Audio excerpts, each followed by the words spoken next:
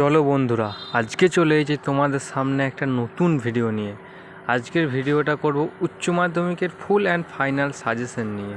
তো শুরু করা যাক। Philosophy full and final suggestion 2026। ঠিক আছে, আজকে 2026 সালের সম্পূর্ণ ফাইনাল সাজেশন তোমাদের সামনে দেবো। দর্শনের সম্পূর্ণ সাজেশন 2026। যারা কিছু পড়াশোনা করোনি বা কী করবে ভাবতে পারছো না, এইগুলো দেখে যাও, উপকার হতে পারে। সম্পূর্ণ সাজেশন মানে সেইগুলোই পড়বে সেইটা কিন্তু একদমই নয়। গত বছরের পরীক্ষা নিরীক্ষে এই সাজেশনগুলি করা হয়েছে, তোমাদের উপকারেও আসতে পারে। তো শুরু করা যাক। বড় প্রশ্ন, মান 6, ইউনিট 1, পাশ্চাত্য যুক্তিবিদ্যা। মিলের পরীক্ষামূলক পদ্ধতির যুক্তিবিজ্ঞান। 1 নম্বর কোশ্চেন কি?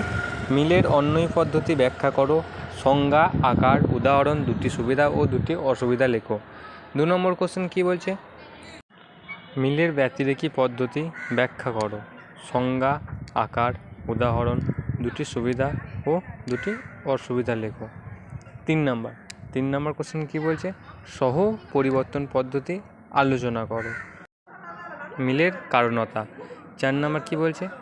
মিলের বহুকরণবাদ ব্যাখ্যা করো। তো পাশ্চাত্য যুক্তিবিদ্যা থেকে এই 4টে কোশ্চেনই। এবার ইউনিট 2 দেখা যাক কি বলেছে। সমসাময়িক ভারতীয় চিন্তাধারা, রবীন্দ্রনাথ ও বিবেকানন্দ। তো এর মধ্যে 1 নম্বর কোশ্চেন হচ্ছে, এগুলো সব বড় কোশ্চেন, 6 নম্বরের কোশ্চেন। 1 নম্বর কোশ্চেন হচ্ছে, রবীন্দ্রনাথ ঠাকুরের দর্শনে মানবতাবাদ বা মানুষের ধর্ম ধারণাটি বিস্তারিত আলোচনা করো। 2 নম্বর হচ্ছে, স্বামী বিবেকানন্দের ব্যবহারিক বেদান্ত এর মূল বক্তব্যগুলি সংক্ষেপে লেখো। 3 নম্বর হচ্ছে যে বিবেকানন্দ কীভাবে নিষ্কাম কর্ম ও কর্মযোগের ধারণা ব্যাখ্যা করেছেন সেটি লেখো। এইটারই অথবা জীবন সেবাই শিব সেবা। বিবেকানন্দের এই মহান আদর্শটি ব্যাখ্যা করো। তো তারপরে কি বলছে দেখা যাক। 3 নম্বর, সমকালীন ভারতীয় চিন্তা, মহাত্মা গান্ধী। তো এখান থেকে বড় কোশ্চেন, 6 নম্বরের কোশ্চেন যেটা আছে সেটা হচ্ছে যে 1 নম্বর, মহাত্মা গান্ধীর অহিংস সম্পর্কিত ধারণাটি ব্যাখ্যা করো। তার মতে অহিংসার বিভিন্ন স্তরগুলি কী কী? 2 নম্বর, গান্ধীর সত্যাগ্রহ দর্শনের মূল বৈশিষ্ট্যগুলি আলোচনা করো। সত্যাগ্রহ ও নিষ্ক্রিয় প্রতিরোধের মধ্যে পার্থক্য কী?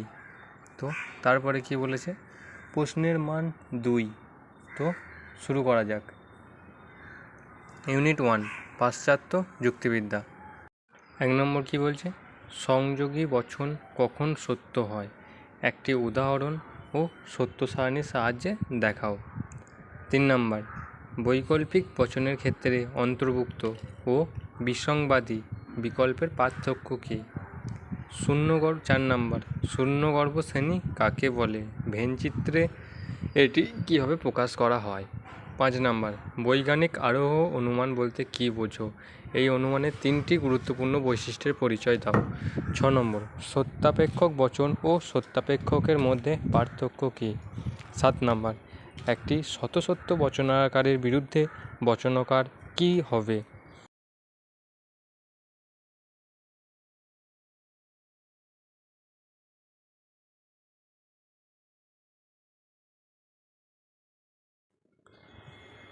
তো তারপরে 8 নাম্বার, প্রকৃতির বৈচিত্র্যের সঙ্গে একরূপতা নীতির সম্পর্ক কী তা ব্যাখ্যা করো।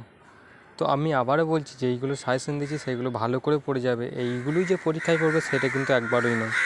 তারপর 9 নম্বর, আবশ্যিক ও পর্যাপ্ত সত্যের মধ্যে পার্থক্য লেখো। আগে আমি 2 নম্বর কোশ্চেনটা বাদ দিয়েছিলাম, তো সেটা লিখে দিচ্ছি, দেখে নাও। প্রাকল্পিক বচনের সত্য মূল্যের নিয়মটি উদাহরণসহ লেখো। তো তারপরে দেখা যাক কি আসছে তোমাদের জন্য। 10 নম্বর কোশ্চেন, প্রসক্তি কাকে বলে, বস্তুগত প্রসক্তি ও যৌক্তিক প্রসক্তির মধ্যে পার্থক্য লেখো।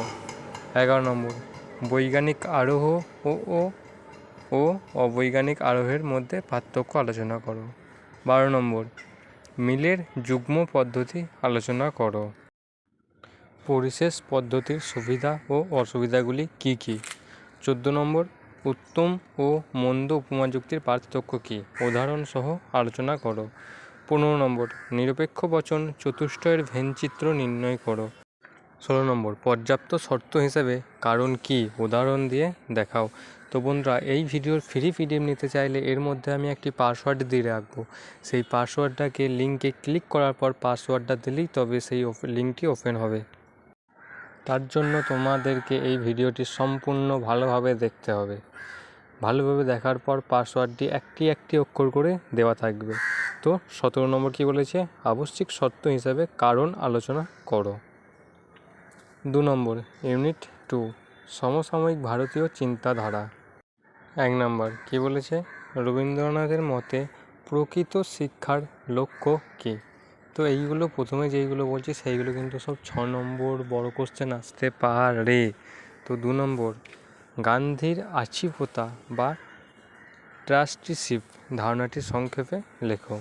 3 নম্বর, বিবেকানন্দের মতে কর্মযোগ কীভাবে মানুষকে মুক্তির পথে নিয়ে যায় তা আলোচনা করো।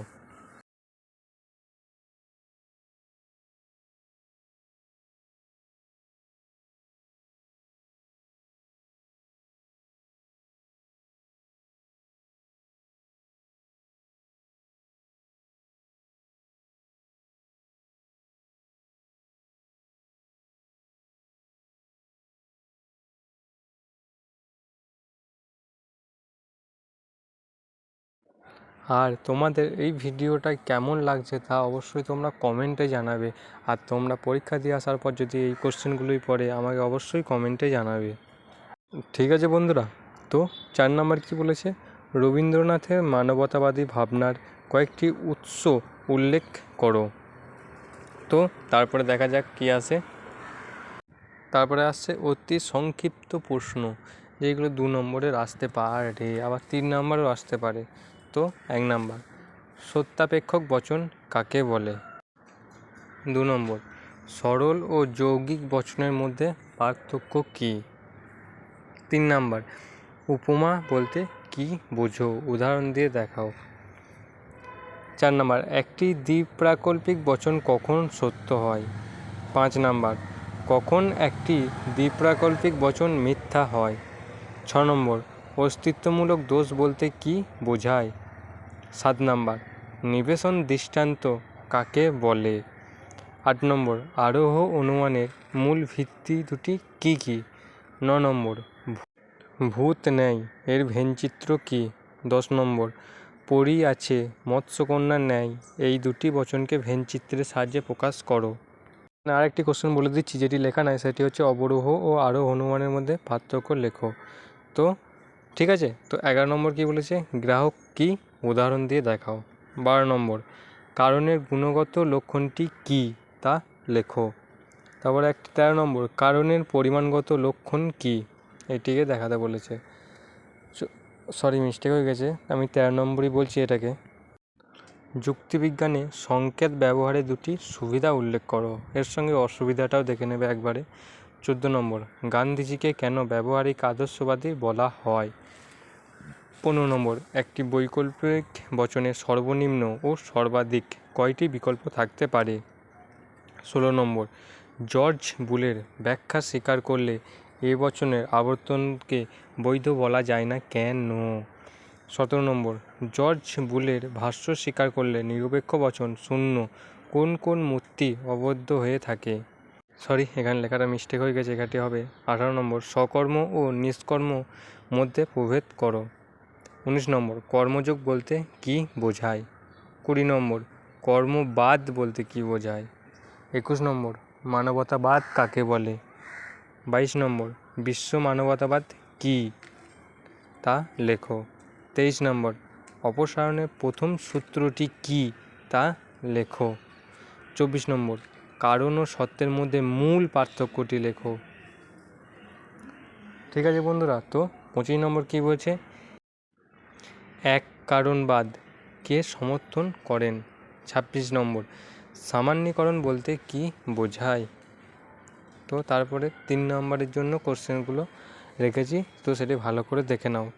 তো এখান থেকে আমি কয়েকটি টিকা রেখেছি, দেখো কি 1 নম্বর কী বলছে? কাকতালীয় দোষ সম্বন্ধে টিকা লেখো।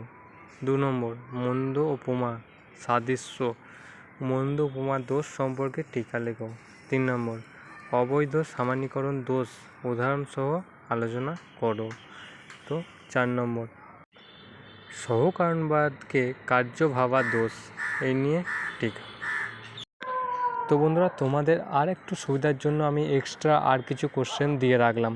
তো এইগুলি পড়ে রাখবে, তোমাদেরই উপকারে আসবে এবং সেইগুলিকে ভালোভাবে মুখস্থ করার পর সেইগুলিকে খাতায় বারবার প্র্যাকটিস করবে, দেখবে তোমাদের এতে অনেক উপকারে আসবে। তো বন্ধুরা, শুরু করা যাক। 1 নম্বর কী বলেছে? এ ই আই ও প্রস্তাবের বুলিয়ন ব্যাখ্যা করো। 2 নম্বর কী বলেছে? উপমা যুক্তি কাকে বলে? উপমা যুক্তি মূল্যায়নের মানদণ্ডগুলি কী কী? ভালো ও মন্দ উপমা যুক্তির উদাহরণ লেখো। 3 নম্বর অহিংসা কী? অহিংস ধারণাটি ব্যাখ্যা করো। তো তারপরে আমি কিছু এসকিউ দিয়ে রেখেছি, তো দেখা যাক। তো চলো শুরু করা যাক। 1 নম্বর কী বলেছে? কর্মযোগ কী? 2 নম্বর কী বলেছে? নিষ্কাম কর্ম ধারণা বলতে কী বোঝো? 3 নম্বর কী বলেছে? শক্তি ও চরিত্র গঠনের সম্পর্ক সংক্ষেপে ব্যাখ্যা করো। 4 নম্বর কী বলেছে? কর্ম ফলত্যাগ বলতে কী বোঝায় তা লেখো। 5 নম্বর আত্মবিশ্বাস নিয়ে বিবেকানন্দের মত কী তা লেখো। 6 নম্বর স্থায়ীকরণ কাকে বলে? 7 নম্বর সংকেত কী? 8 নম্বর নির্দেশক স্তম্ভ কাকে বলে? 9 নম্বর বৈকল্পিক বচনের 2টি অংশ কী কী তা লেখো। 10 নম্বর যুক্তির বৈধতা কাকে বলে তা লেখো। অস্থায়ী সংকেত বা চালক কী তা লেখো। 12 নম্বর কি? ধ্রুবক বা স্থায়ী সংকেত কী তা লেখো। 13 নম্বর বচনের কয়টি পদ আছে ও তা কী কী সেইগুলি খুব ভালো করে নেবে। 14 নম্বর প্রসঙ্গ বিশ্ব কাকে বলে? উদাহরণ দিয়ে লেখো। 15 নম্বর অস্তিত্বমূলক তাৎপর্য কাকে বলে? 16 নম্বর বুলি ও বিরোধ চতুষ্কোণ ছবি চিত্রসহ আঁকো। 17 নম্বর শ্রেণী কাকে বলে? 18 নম্বর শ্রেণীর বিভাগগুলি লেখো ও তা আলোচনা করো। 19 নম্বর মানবতাবাদ কাকে বলে?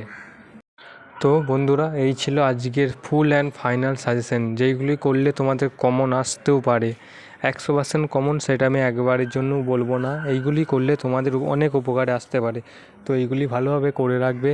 আর যদি আমার এই ভিডিও যদি সাজেশন ভালো লাগে তো বন্ধুদের মাঝে অবশ্যই শেয়ার করে রাখবে। আর এর ফ্রি পিডিএফ নিতে চাইলে এর মধ্যে আমি পাসওয়ার্ড দিয়ে রেখেছি এবং আমি এই ডেসক্রিপশন বক্সে এই ফুল সাজেশনের ছবিটি পিডিএফ আকারে রেখে দিয়েছি এবং সেটিকে ডাউনলোড করতে চাইলে অবশ্যই লিঙ্কে ক্লিক করে অবশ্যই পাসওয়ার্ডটি দিতে হবে।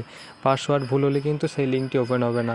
পাসওয়ার্ডটি দেওয়া আছে এই ভিডিওর মধ্যেই, সম্পূর্ণ ভিডিওটি ভালোভাবে দেখে নাও। তো আমার এই ভিডিও অবশ্যই ভালো লাগলে বন্ধুদের মাঝে শেয়ার করে দাও, যাতে তাদেরও এই ভিডিও দেখে তাদেরও কিছু উপকারে আসতে পারে। আর যারা এখনও পর্যন্ত আমার এই চ্যানেলটিকে সাবস্ক্রাইব করে রাখোনি তারা অবশ্যই চ্যানেলটিকে সাবস্ক্রাইব করে রাখবে, যাতে আমি ভিডিও ছাড়লেই তোমাদের কাছে সবার আগে পৌঁছায়। তো এই পর্যন্তই, আবার পরে ভিডিও দেখা হবে। ততক্ষণে ভালো থাকবে, সুস্থ থাকবে এবং এইগুলিকে ভালোভাবে প্র্যাকটিস করবে। আর তোমাদের কতগুলো করা আছে এর মধ্যে তত অবশ্যই কমেন্টে তা লিখে জানাবে, তাতে আমারও দেখে ভালো লাগবে কিছু। ঠিক আছে? তো টাটা, বাই বাই।